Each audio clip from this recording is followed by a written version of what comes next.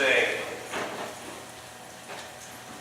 a year ago, Father Blakely was out of town on the same weekend. He had contacted me and said, would you be willing to preach and do the service on that Sunday? And I agreed. Only to find out later that it was a Sunday where the time changes. This year, Father Blakely made out the schedule for Lent back in December, and he contacted me and asked if I would be willing to preach, but preach on the 26th.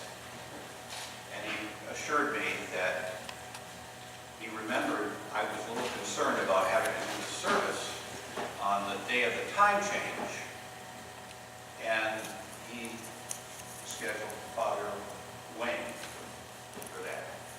Juan. I can't get, is it Juan?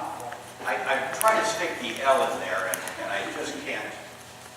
Anyway, so Father Juan was preaching this Sunday, doing the service at 8 and preaching at 8 and 10. And Monday he contacted me and he said, there's a grass fire in Hutchins.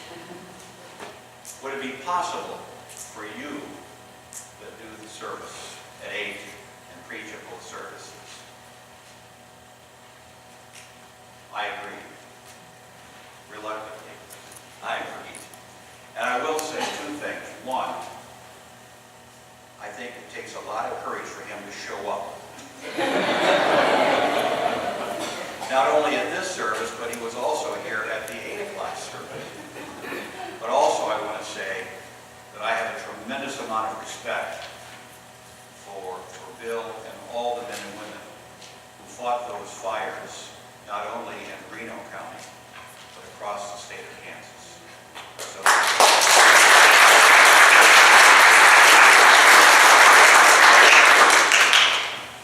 what, nothing for me for doing that? Friday, I celebrated my 44th anniversary of my ordination to the priesthood. 44 years ago, Bishop McGee laid hands on me in Mount Clemens, Grace Church, Mount Clemens, and made me a priest in the church. I was ordained a deacon 25 years ago. 45 years ago. It was 44 years I've been a priest. And I think, wow. And I know a lot of people say, you've been on it 44 years. Oh, wow. Some people are happy, some people are not so happy. Regardless, I've done 44 years. And over that period of time, a great deal has changed in the church. One, I'm surprised a lot of times that I was actually made an Episcopal priest. Because you all know, or that I was raised as a Methodist. But as I was in high school, I found myself drawn to the Roman Catholic Church. And in my senior year in high school, I started going through the instructions in the Roman Catholic Church to become a Roman Catholic. And when I went to Michigan State, the priest in my hometown transferred me to the priest in East Lansing, Michigan, to complete the instructions and to become baptized. Well, as we got close to the time of baptism, the priest said to me, Larry, do you like girls? And I said, yeah. And he said, I don't think you ought to join the Roman Catholic Church. And I said, you got girls? He said, yeah, but I sense that you have a call to the ministry. And if you join the Roman Catholic Church, you're not going to be able to even date, let alone get married. So I suggest you look somewhere else. And I thought, well, I don't see it. I don't see me becoming a minister. But where do you suggest I look? And he said, well, what do you like about the Roman Church? And I said, well, I really love the liturgy and the ceremony. He said, I suggest you consider going to the Episcopal Church or the Lutheran Church. The Episcopal Church was closer to my house than the Lutheran Church. Had my parents lived somewhere else, I might be over on 30th Street. But I joined the Episcopal Church. And from the time I joined the church until now, I have seen tremendous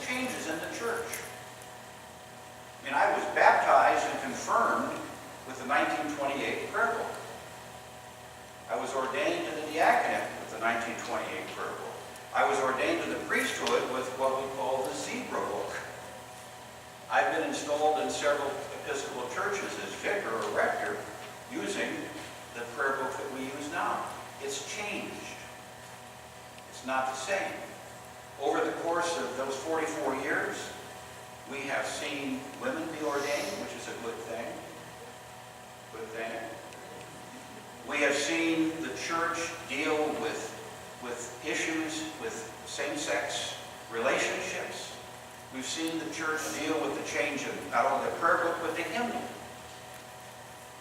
And I remember back when a lot of these changes were happening, there was sort of a level of peace within the church.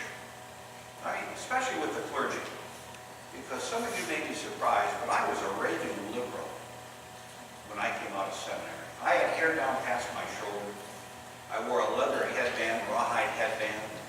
On my tippet, I had that sticker or patch that said, "Keep on trucking." I mean, I know you find that hard to believe, but I've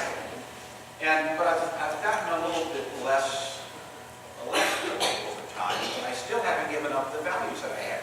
But at one time, it was possible for me to sit down with somebody who disagreed with those positions in the church.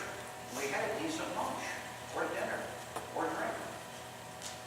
My best friend, who was the former dean of the Cathedral in Omaha, was dead set against ordination of women.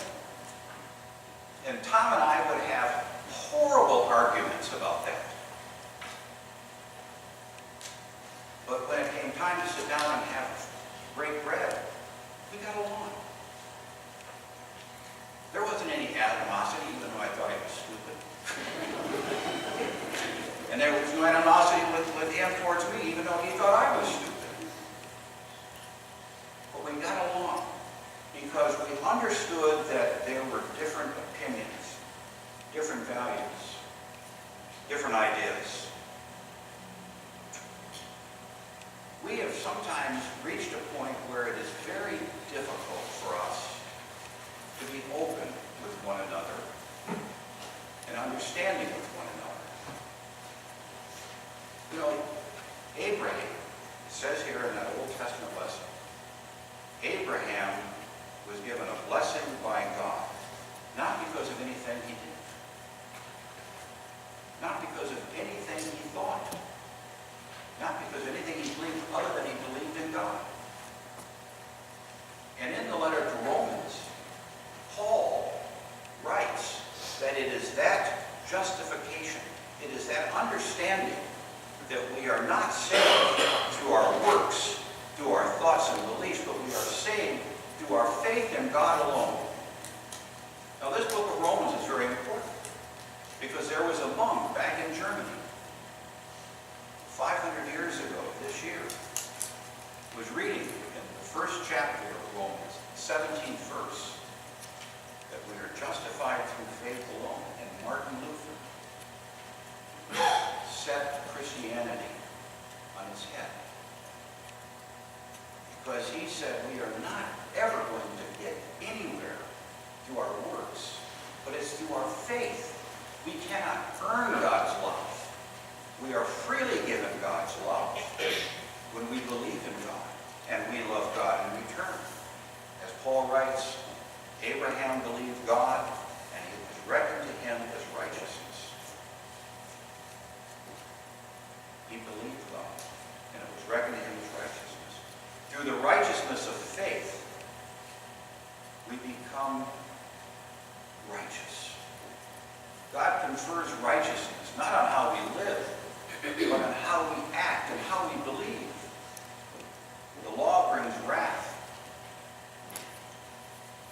but righteousness through faith brings eternal life. Now, it's difficult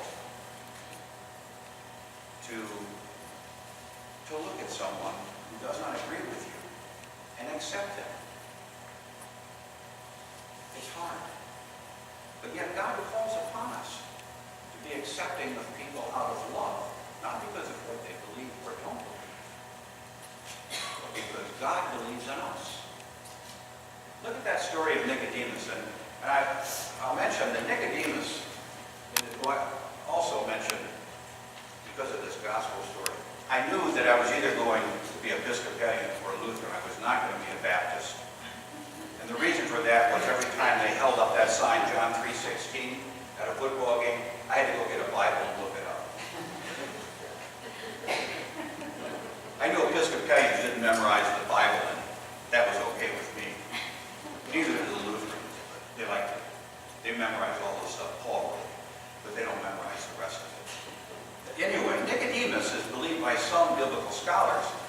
He's symbolic of Judaism.